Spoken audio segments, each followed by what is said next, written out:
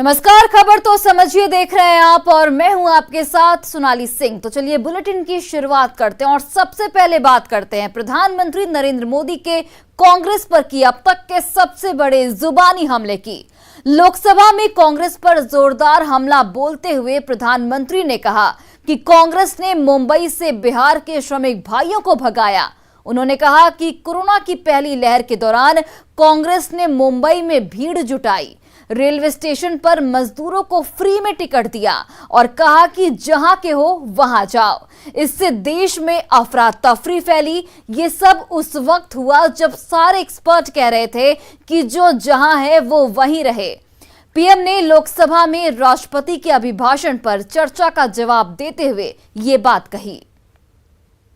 अब आप खड़े ही हो गए हैं तो मैं नाम देकर के बोलना चाहता हूं।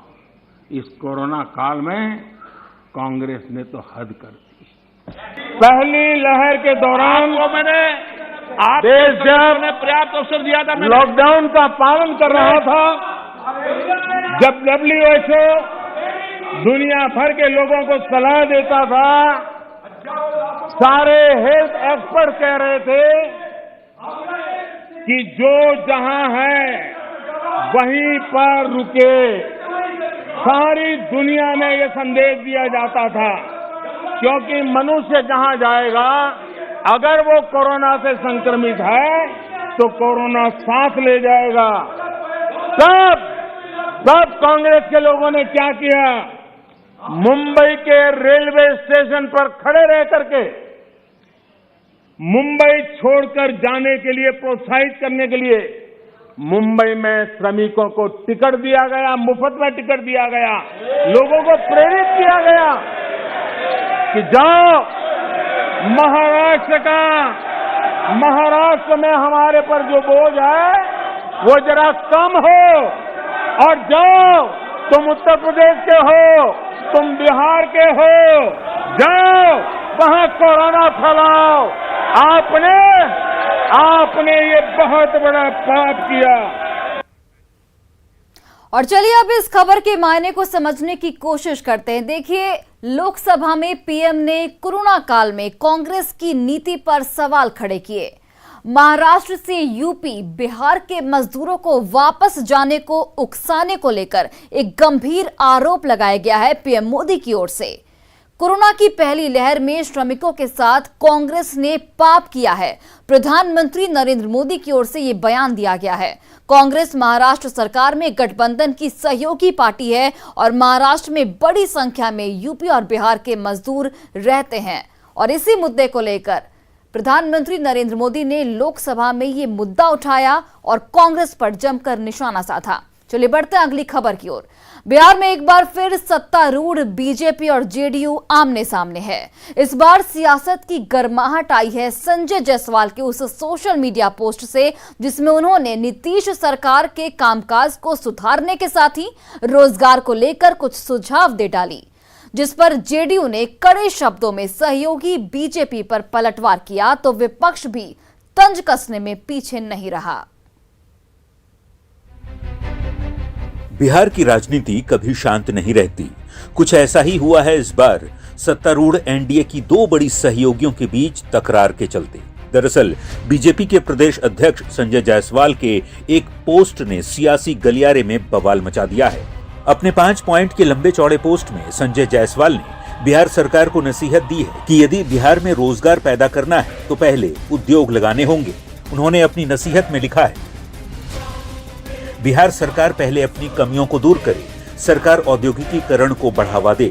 बिहार में उद्योग लगाने वालों को विलेज समझा जाता है। सरकार केंद्रीय पैकेज का पूरा इस्तेमाल करे। जमीन की कमी के चलते रक्सौल हवाई अड्डे का काम रुका पड़ा है। सरकारी राशियों का सही उपयोग करना होगा। जनसंख्या नियंत्रण में बिहार पिछड़ा हुआ राज्य है। आत्मनिर्भर बिहार के 7 निश्चय से भटकना नहीं चाहिए। बस क्या था, नसीहत मिलते ही जेडीयू हमलावर हो गई। पहले मोर्चा पार्टी के वरिष्ठ नेता वशिष्ठ बाबू ने संभाला ये कहकर कि आंकड़ों की बाजीगरी नहीं चलती। अपनी बात यदि जो भी चाहे कि इससे हम साबित कर सकते हैं, वो आंकड़ों को बाजीगरी से माने साबित नहीं हो पाता है। फिर ग्रामीण विकास मंत्री श्रवण कुमार और पार्टी के मुख्य प्रवक्ता नीरज कुमार ने भी बीजेपी को आईना दिखाने की पूरी कोशिश की। किसी ने नीति आयोग की रिपोर्ट का हवाला दिया तो किसी ने डिप्टी सीएम का पत्र दिखाकर केंद्रीय दरों में गिरावट आने की बात तक कह डाली।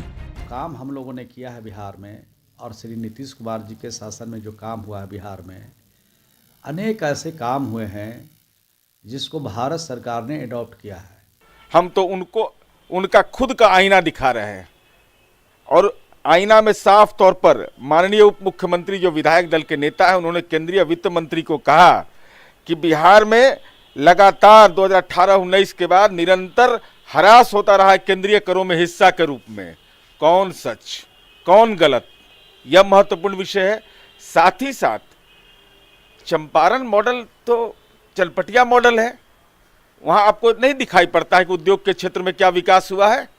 वही पैमाना है, आप ही के इलाके के लोग काम कर रहे हैं। संजय जायसवाल ने सोशल मीडिया को हथियार बनाकर यह समझाने की कोशिश जेडीयू नेताओं को की है कि काम करने वालों पर उंगली उठाने का सवाल ही नहीं, लेकिन जेडीयू के जोरदार पलटवार के बाद मौका विरोधियों को भी लगा और वे भी तंज कसने में पीछे नहीं रहे। नीचे से टॉप कर रहा है बिहार, यही उपलब्धि है एनडीए सरकार, डबल इंजन सरकार की। ये जो नूरा कुश्ती कर रहे हैं दोनों मिल करके, ये बिहार की 13 करोड़ जनता पाई पाई का हिसाब इनसे लेगी। बीजेपी प्रदेश अध्यक्ष कह रहे हैं कि 2020 में एनडीए सरकार का गठन आत्मनिर्भर बिहार के 7 निश्चय के आधार पर हुआ था, इसलिए हमें इस मूल मुद्दे से भटकना नहीं चाहिए। लेकिन जेडीयू के नेता साफ कह रहे हैं कि बिहार को नीति आयोग की रिपोर्ट के तहत और मदद की दरकार है, और केंद्र सरकार मदद कर कोई एहसान नहीं कर रही। ऐसे में विशेष राज्य के दर्जे वाली सियासत को और आगे बढ़ाते हुए अब बीजेपी की नसीहत के जरिए जेडीयू हमलावर है। देखना होगा विशेष वाली सियासत में मैं तू का खेल कब तक चलता है। Bureau report, news 18। और चलिए अब इस खबर के मायने को समझते हैं। देखिए, जेडीयू पर हमला कर बीजेपी ने एक तीर से 2 निशाना साधने की यहां पर कोशिश की है। बीजेपी ने विशेष राज्य के दर्जे की जेडीयू की मांग के बदले विकास की नसीहत दी है। बिहार में उद्योग धंधे लगाने, सरकार की कार्यशैली सुधारने का यहां पर सुझाव भी दिया गया है। सहयोगी जेडीयू ने नीति आयोग की रिपोर्ट का हवाला देकर पलटवार किया। जेडीयू कई साल से बिहार को विशेष राज्य के दर्जे की मांग कर रहा है, और अब इसी मुद्दे को लेकर बिहार में सियासी पारा चरम पर है। चलिए बढ़ते हैं अपनी अगली खबर की ओर। कोरोना गाइडलाइन में मिली छूट के बाद चीजें सामान्य भले होने लगी हैं, लेकिन अब बिहार में सियासत गर्म है। एनडीए नेताओं के बीच विकास को लेकर तकरार के बाद तेजस्वी यादव ने बेरोजगारी का मुद्दा उठाकर यात्रा शुरू करने की जो बात कही है, उससे सियासत में जुबानी जंग तेज हो चली है। इस रिपोर्ट को देखिए।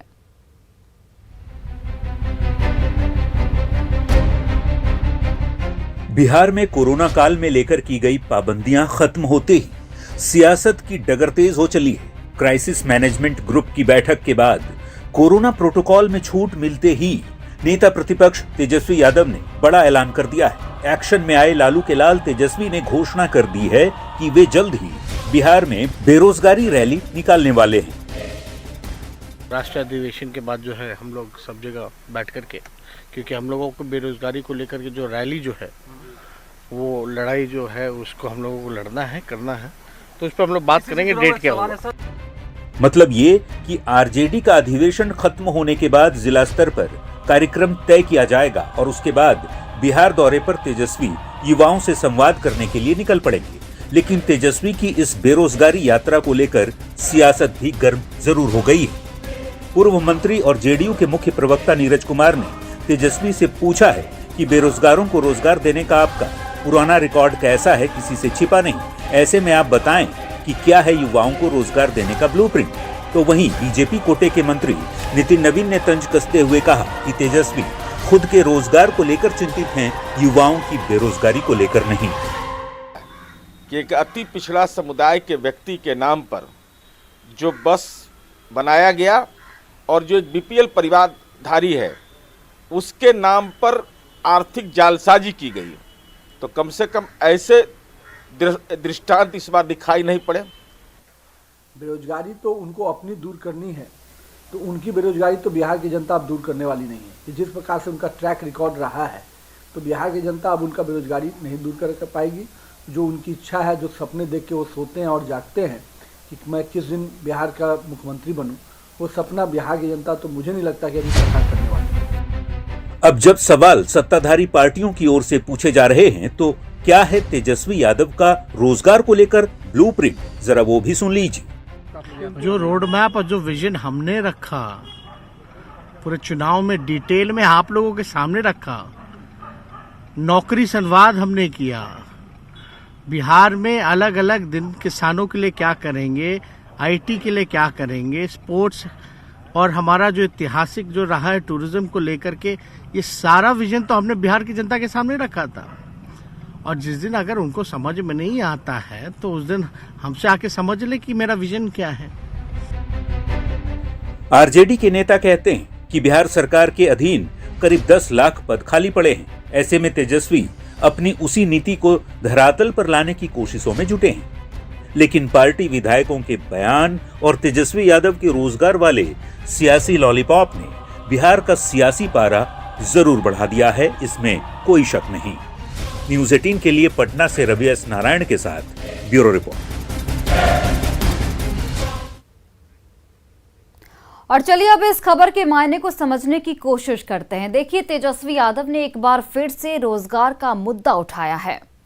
युवाओं को नौकरी दिलाने के लिए निकालेंगे बेरोजगारी रैली, तेजस्वी यादव की ओर से ये सूचना मिली है।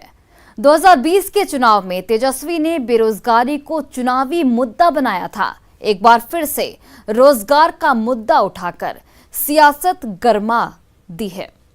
बिहार में 10 लाख सरकारी रिक्तियों का यहां पर दावा किया जा रहा है और इसी मुद्दे को लेकर बिहार की सियासत गरमा चुकी है। चलिए बढ़ते हैं अगली खबर की ओर।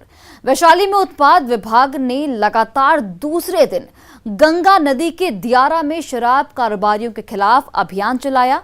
इस दौरान ड्रोन और स्निफर डॉग की मदद से शराब भट्टियों की पहचान की गई और उन्हें ध्वस्त किया गया।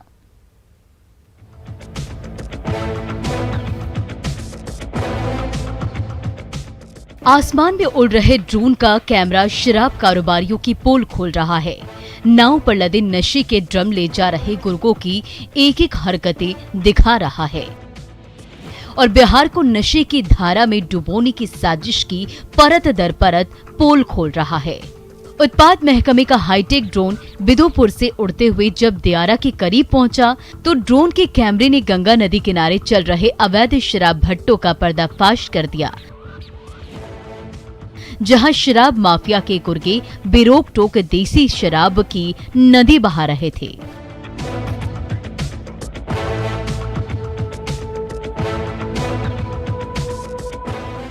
जब उत्पाद महकमे के अफसरों ने ड्रोन की पैनी निगाहों से झांका तो विशनपुर के दियारा में खुलेआम चल रहे 1 दर्जन अवैध शराब भट्टों की तस्वीरें सामने आई।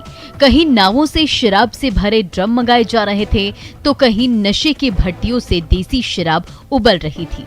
जब ड्रम के ड्रम लबालब हो गए तो ये मजदूर उन ड्रमों को सिर पर उठाकर गुप्त ठिकाने की ओर ले जाने लगे। ड्रोन से मिली तस्वीरों पर उत्पाद विभाग ने तुरंत एक्शन लिया और उन ठिकानों को तहस नहस करके रख दिया।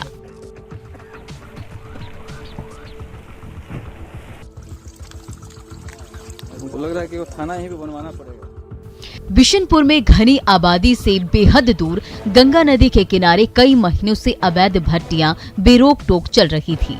उन्हीं ठिकानों का पता लगाने के लिए उत्पाद विभाग ने ये ड्रोन उड़ाया था, जिसकी तीसरी आंख ने आखिरकार उन अवैध भट्टों को ढूंढ ही निकाला और शराब माफिया के सारे मंसूबों पर पानी फिर गया। प्रफुल्ल कुमार, न्यूज 18 वैशाली।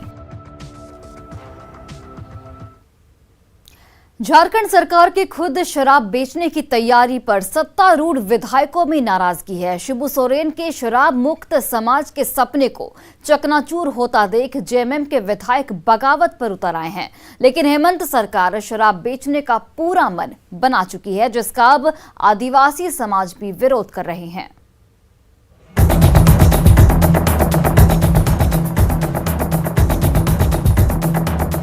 दिशोम गुरु की राजनीति को करीब से समझने वाले ये कहने से गुरेज नहीं करते कि उनकी पार्टी यानी कि झारखंड मुक्ति मोर्चा अपनी नीतियों से भटक गई है।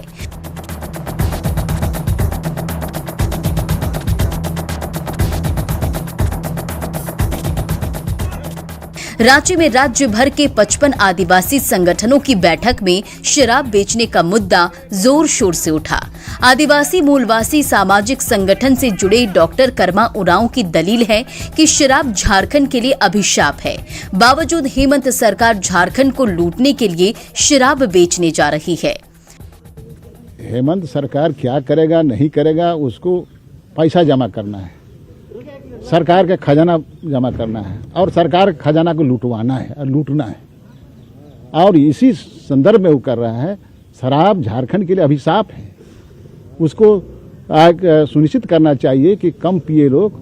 सरकार ने घूसखोरी का दरवाजा शासन और प्रशासन में खुला सांड के जैसा छोड़ दिया झारखंड में। इसका अंत होना चाहिए, नहीं तो बर्बाद हो जाएगा झारखंड। अंतु तिर्की का मानना है कि शराब आदिवासियों के विनाश का सबसे बड़ा कारण है। बिहार के तर्ज पर झारखंड में शराबबंदी हो। और ये जो शराब जो कारण है आदिवासियों का विनाश का सबसे बड़ा कारण है। आदिवासी शिक्षित कम हैं, आदिवासियों को शिक्षित बनना पड़ेगा, शराब से दूर रहना पड़ेगा, तब आदिवासी का विकास होगा। अन्यथा इस तरह से सरकार अगर शराब बिक्री पर ज्यादा ध्यान देगी तो हमको लगता है कि आदिवासियों का विकास नहीं हो पाएगा। और जिस मकसद से ये झारखंड जो बना है वो झारखंड बनने का मकसद कहीं से भी साकार होते हुए नहीं दिखता है। इसीलिए हम लोग कहेंगे सरकार से कि जिस तरह से बिहार में शराबबंदी हुआ है इसी तरह से झारखंड में भी शराबबंदी होना चाहिए। अपनी आंखों के सामने आदिवासी समाज को नशे से झूमता और बर्बाद होता देख आदिवासी संगठनों ने एक सुर में बिहार की तर्ज पर झारखंड में शराबबंदी की मांग की। उन्होंने कहा कि दुनिया में राजस्व के लिए सिर्फ शराब ही एकमात्र रेवेन्यू मॉडल नहीं है। हमारे झारखंड के दिशोम गुरु श्री शिबू सोरेन का जो परिकल्पना और सपना था कि झारखंड को हड़िया दारू से मुक्त किया जाए, और आज उसी हेमंत सोरेन ने जो उनके सपूत हैं जो झारखंड के मुख्यमंत्री हैं, 3.5 करोड़ जनता का यहाँ प्रतिनिधित्व कर रहे हैं, वो शराब को बेचने का खुलेआम काम कर रहे हैं, शराब में डूबे हुए हैं। इसलिए ये चाहते नहीं हैं कि झारखंड में शराबबंदी हो। इसलिए उनको मालूम है कि जिस दिन हम शराबबंदी कर देंगे हमारी राजनीतिक खटिया खड़ा हो जाएगी और यहाँ के लोग जो हैं वो पढ़े लिखे लोग आएंगे। इसलिए यहाँ के लोगों का विकास नहीं चाहता है। कि जिस प्रकार से छत्तीसगढ़ में एक सिंडिकेट चलती है उसी को यहाँ लागू कर रहा है। हमारा मांग होगा आदिवासी जन परिषद की ओर से पूरे झारखंड में शराबबंदी होनी चाहिए। झारखंड में आदिवासी समाज से जुड़े करीब करीब सभी संगठन हेमंत सरकार के शराब बेचने के फैसले से बेहद खफा हैं। सभी पूछ रहे हैं कि आखिर झारखंड को नशे के दलदल में क्यों ढकेला जा रहा है। सभी ये चाहते हैं कि बिहार की तरह यहाँ भी शराबबंदी हो ताकि विकास का रास्ता खुल सके। कैमरामैन अमित के साथ संजय कुमार सिन्हा, न्यूज़ 18 रांची। और फिलहाल इस बुलेटिन में बस इतना ही। आप देखते रहिए न्यूज़ 18 बिहार झारखंड।